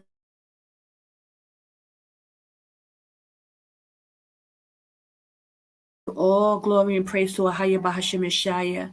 Bless you. If I don't happen to come on tomorrow, have a blessed Shabbat. But I'll definitely try to come back tomorrow. And please follow up with questions for tomorrow. Write things down, any information, so that we can follow up. Okay. Bless you. And enjoy it and get the information.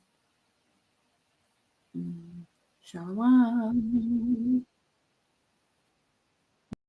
The police told us the only thing we can do is report him missing. I was so upset. There aren't enough resources for the police to find everyone, so people like Natalie are left to search for their missing people on their own. But now a group called Trace Labs brings together hackers from around the world to use their skills to find real missing people. They've turned it into a game where participants find clues in exchange for points, and it's working to help find them.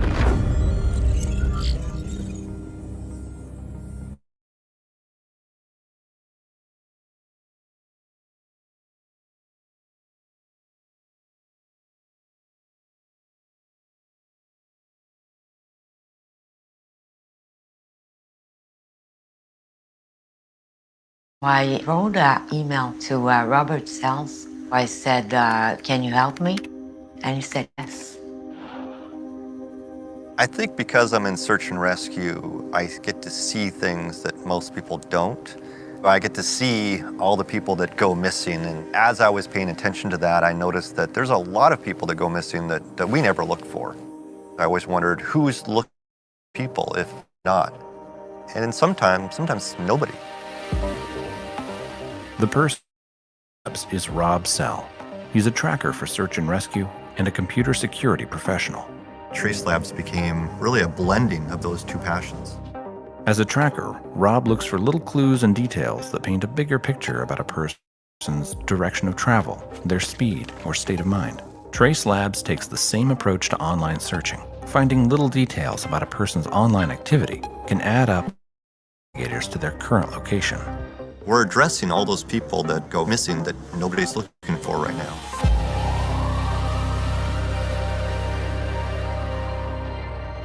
Rob started Trace Labs as a way to educate people and get them involved in the process of open source intelligence gathering, or OSINT.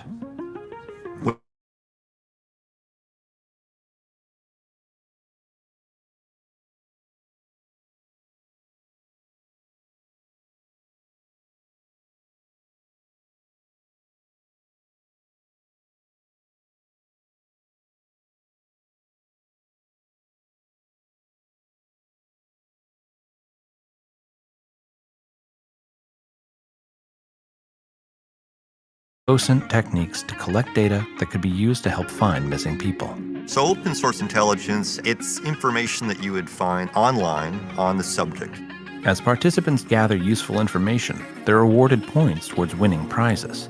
Even seemingly trivial data can be important in tracking someone down. Quite often we'll see a person will get put into human trafficking. So we'll look for their picture because usually we can see their tattoo or some sort of sign on their body where we can identify them. Contestants that come in will say, wait a minute, are these real missing people? And you can see their mind change. It's like, wow, we're actually changing people's lives. For this event, Rob has brought together numerous hackers and security professionals, all working to find whatever data they can about these missing people. We collect information on those missing persons and then give that to law enforcement to help them to locate those missing persons. Natalie's father is listed among several other missing people the contestants are looking for. He's been missing for over 30 years. So those are going to be tough, and you may get very little information on them at the end of the day. But I think any little bit that we get that we can submit to law enforcement could help. So when you think of your digital footprint being out there, there's a concern there sometimes, but in this case, we're using it to actually locate those people. So the more we have of you digitally, the better off we are in some ways, right? People are actually helping out while they're having fun, right? Although it's a serious issue, but it's a great initiative. Yeah. In the years since Rob started Trace Labs, they've provided law enforcement with data on dozens of cases, even information about the current whereabouts of people. What these people here are doing today is really helping law enforcement to locate those people. And that's something the families can really appreciate.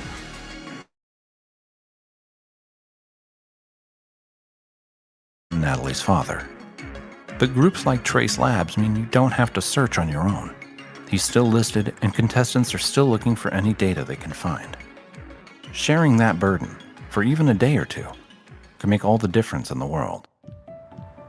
We've gamified something very serious, which on the face of it doesn't sound good, but it was the only way for us to achieve our objective of crowdsourcing hundreds of people and bringing them in for that focused effort to locate that child or elderly person or whoever it might be. Anywhere I can push that envelope and allow us to do better, I feel pretty good about that. So hopefully this inspires people to do that. Just to know that Trace Lab, stranger, they would do research.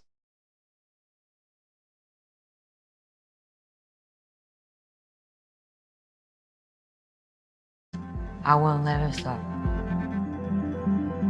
Thanks for watching. If you liked this video, don't forget to subscribe to FreeThink for more great videos every week.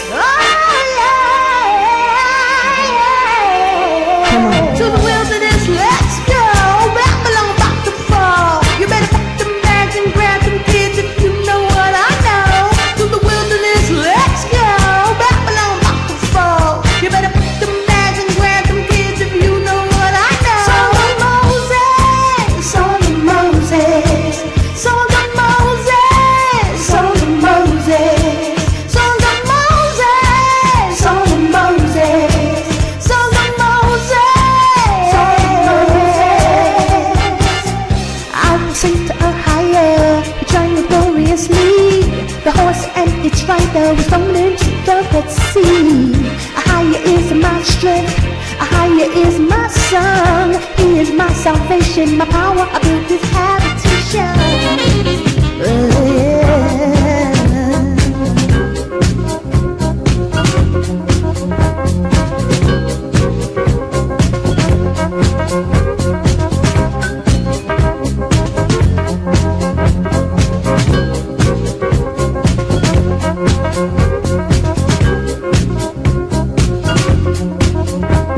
To the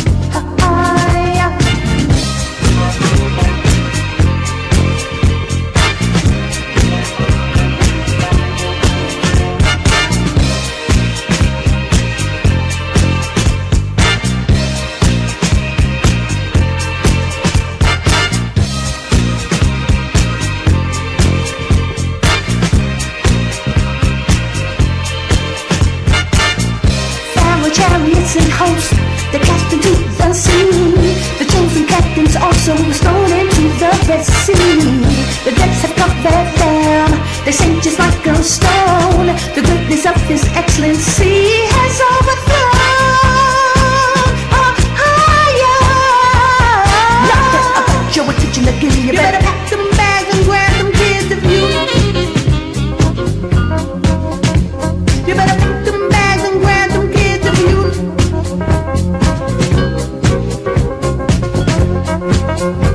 You better pack them bags and grab them kids if you know what I know. Song of Moses, Song of Moses, Song of Moses, Song of Moses, Song of Moses, Song of Moses, Song of Moses, Song of Moses.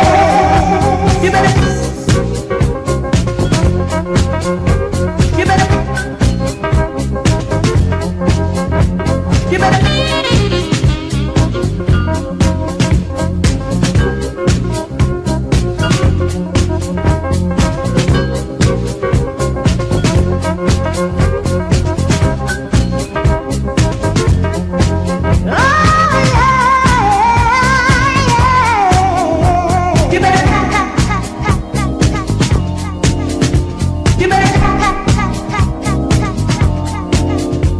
You better pack them bags and grab them kids if you know what I know.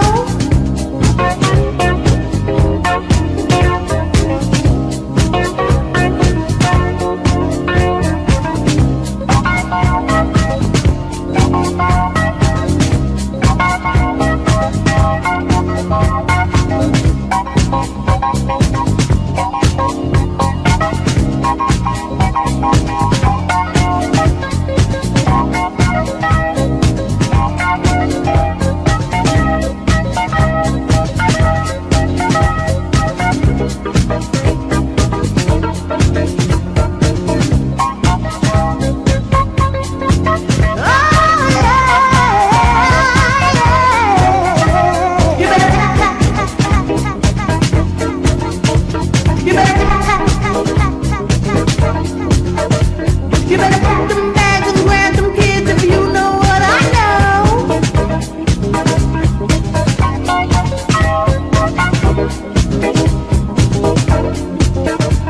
To the wilderness, let's go. Babylon about to fall. You better pack them bags and grab them kids if you know what I know. To the wilderness, let's go. Babylon about to fall. You better pack them bags and grab them kids if you know what I know. Study the scriptures to show yourself approved. Study the scriptures to show yourself approved. On higher, Bahashim Yeshaya. On higher, Bahashim Yeshaya. Study the scriptures, study the scriptures, study the scriptures. Study the scriptures, study the scriptures, study the scriptures, study the scriptures, study the scriptures, study the scriptures, to show yourself approved.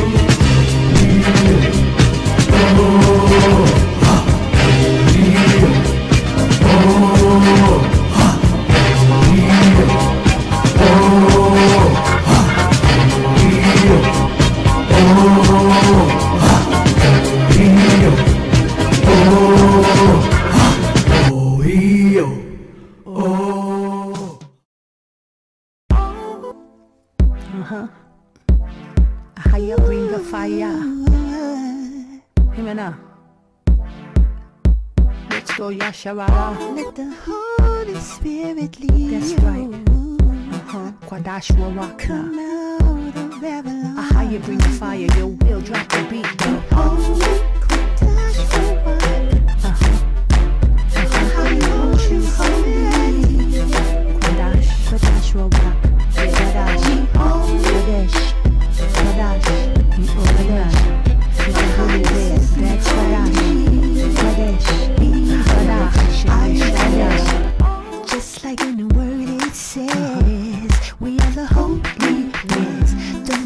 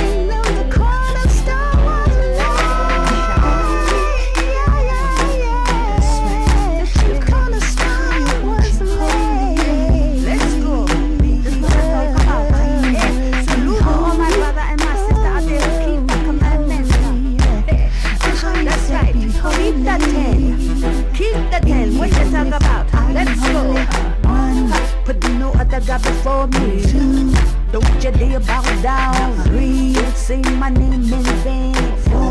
I keep myself very holy. I know your papa and your mother.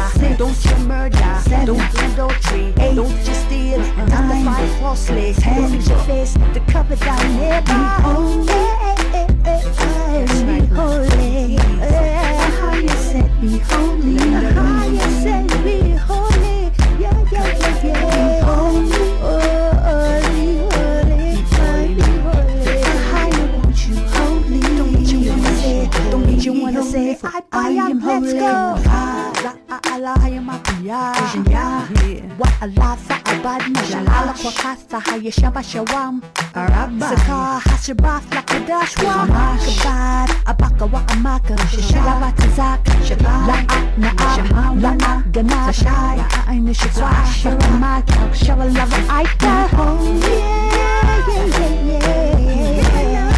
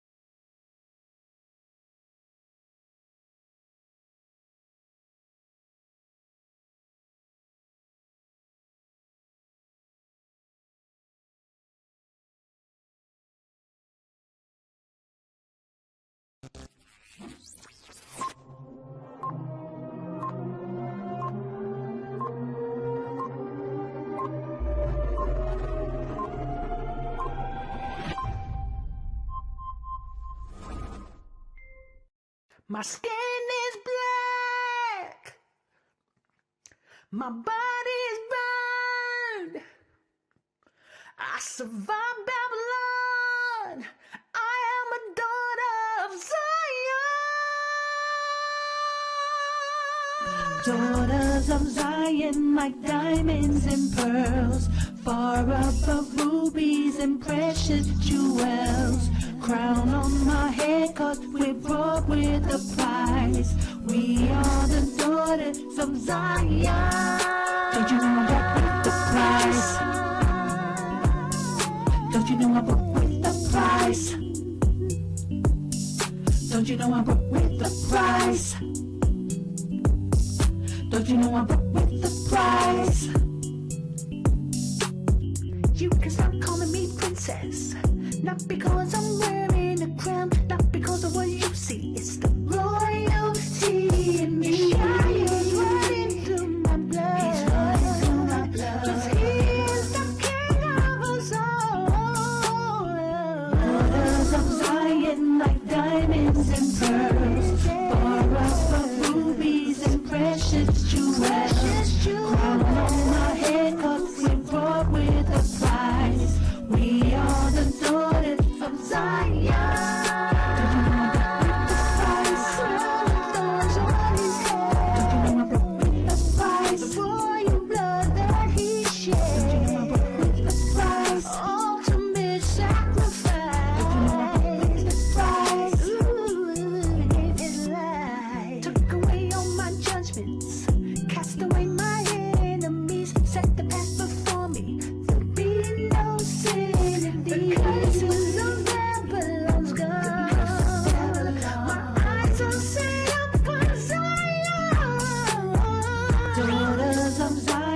Like diamonds and pearls, far above rubies and precious jewels. Crown on my head, 'cause we're brought with a price. We are the daughters of Zion. Don't you know I'm the price? Don't you know I'm the price? Royal blood that he shed. Don't you know I'm the price? Ultimate sacrifice.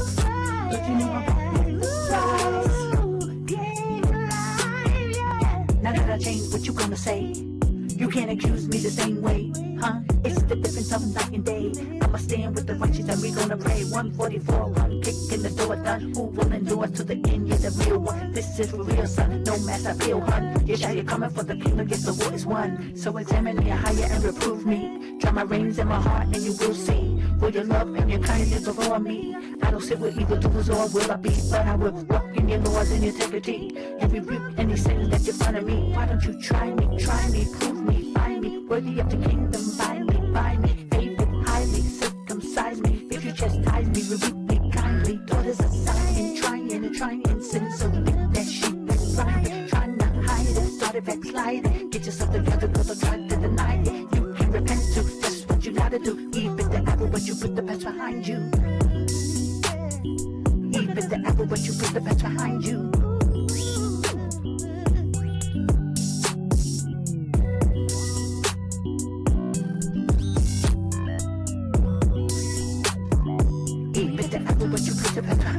Daughters of Zion, like diamonds and pearls, far above rubies and precious jewels. Crown on my head, cause we're brought with a prize. We are the daughters of Zion. Don't you know I'm brought with a prize? Don't you know I'm brought with a prize? Don't you know I'm brought with a prize?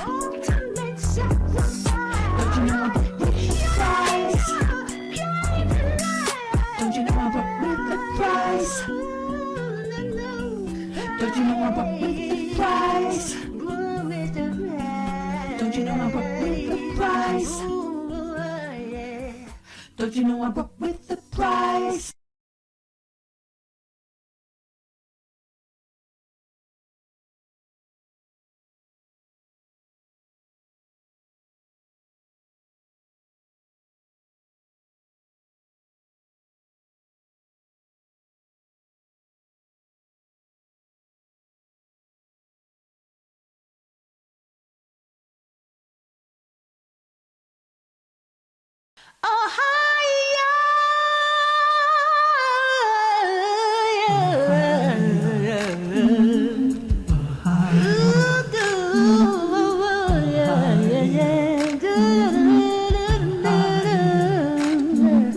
I've been walking with my face turned to the sun. Weight on my shoulder, a bullet in my gun. Oh, I got eyes in the back of my head, just in case I got to run. I do what I can, when I can, when I can for my people. 'Cause the enemy is plotting to take our lives. So I gotta stand up. I'm taking my people with me. Together we are going to a brand new home. Far across the river, I hear higher calling, calling me to answer. Gonna keep on keeping on. I can feel it in my bones. Higher, higher. Early in the morning, when the sun begins to shine, I gotta stop moving towards that separated line. I'm waiting till morning water. I got made up mind. I got a made up mind. And I don't mind if I lose any blood on the way to salvation. 'Cause Yeshua had to die, so who am I? So I'm gonna stand up, taking my people with me. Yeah. Home, Father, cross higher is calling my name. Keep on keeping on. I can feel it in my bones, and I know what's around the bend might be hard to face 'cause I'm alone, but I just don't stare 'cause a higher's here. I wanna see your shine Stand up, taking my people with me. Together we are going to a brand new home. Across the river, I hear a higher calling, calling me to answer. I'm gonna keep on keeping on. I'm gonna stand up, taking my people with me. Together we are going to a brand new home. All across the river, I hear a higher calling me to answer. I'm gonna keep on keeping on. I'm gonna stand up, taking my people with me. Together we are going to a brand new home. Across the river, I hear a higher calling me to answer. Gonna keep on keeping on. Come on, Babylon. Come on, Babylon. A higher prepared place for Come on, you. A